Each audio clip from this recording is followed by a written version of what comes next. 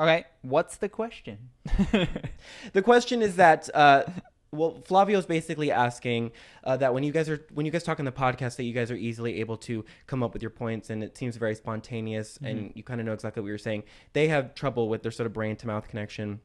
They don't know what it is that they're trying to say until after they leave a conversation, and they just want to know what tips you have to, in the moment, be able to recall upon their thoughts and opinions. Do you have any thoughts? Yeah. I find it's really helpful. I don't listen to anything you're saying. And the entire time you're talking, I'm just thinking, what am I going to say? And I find that's really helpful. That's huge. Yeah. That's huge. Because really, when you're talking, that's just time for me. That's meaningless for you. To be thinking. Yeah, exactly. So. No, what do I do?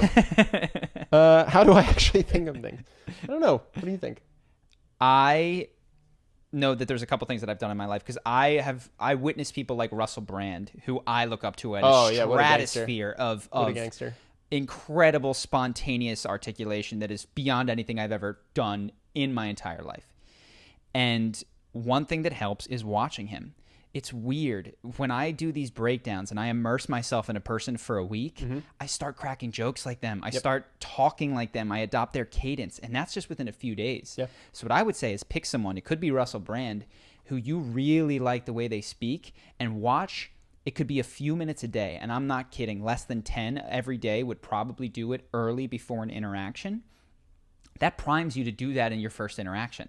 And now that you're primed, now you're practicing what you just did every single day, even if it's only in the first interaction of that day. So that was, I remember I did Chris Pratt. I was so much funnier for like 6 days. Oh, we all remember. We all remember. So good.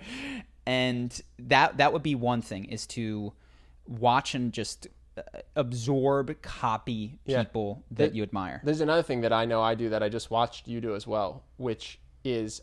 it's not actually don't listen when they're speaking. It's buy yourself time to think. So a lot of times we pause when we're speaking, and that is to let our brains catch up to some extent. And I think a lot of people, they feel a pressure to not pause because they think it'll either create an awkward pause or they'll get cut off. There's a science to it. I'm sure we could do a video on it, but there's times when you can pause that you know you're going to keep the person's attention. And there's times when you can pause in a way that could be the end of what you're saying. And so the goal, I actually made a video about how to not get talked over that might have this, but the goal would be to pause when it's obvious you have more to say, but that will buy you time, I think, to have your brain catch up. Yeah. And I just saw you do it while you're talking, and I know that I do that too. So what's interesting is, because I do think when you talk for part of the time, because we're on a podcast, and I definitely think more when I'm talking to you here than I do when we're talking downstairs. Yeah, for sure. Because I need to be more articulate. And when I think while you're talking here, there's words in my head. I can hear them. But when I'm speaking, there's no words in my head. It's blank. And even when I pause, there's not, oh, what am I going to say? Because when there's an, oh, what am I going to say? That's when I'm on stage and I am boned and they're, oh God, crash and burn.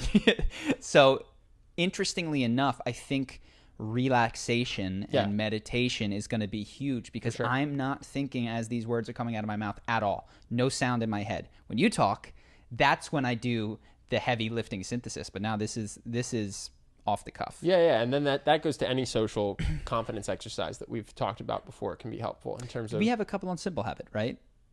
We're no longer working with them, but we have, I put a couple on simplehabit.com. You can get a free week trial. I think it's simplehabit.com/charisma. We're no longer working with them, but I did some meditations to gear yourself up before you go out if you want to listen to some of those. Yeah, and if you go to that link, then they'll know what they're missing out on. Yeah, show them. It wasn't personal. I followed up. I was like, hey, I'm just curious. Is it because we weren't performing well? And they said their strategy is different. I think they're early stage apps. They were going users, and now they're going money.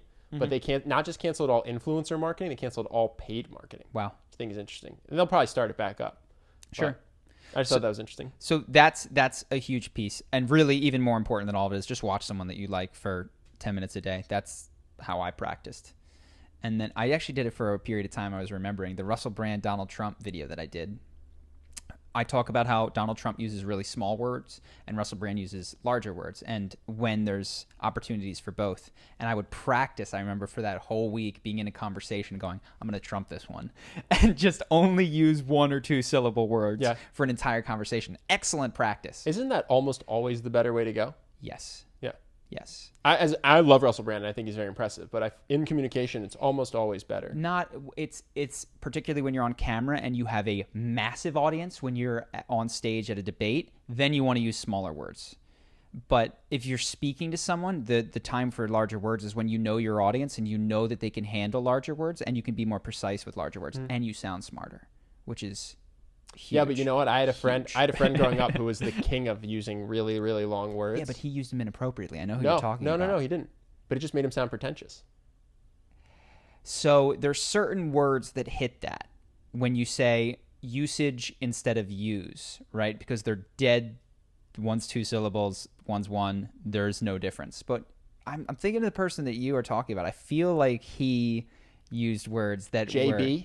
Yeah. I think he was pretty good. Okay. I think he was pretty good. I'd have to go back and double check. It's not his real name, guys. Spoiler. I protected his anonymity.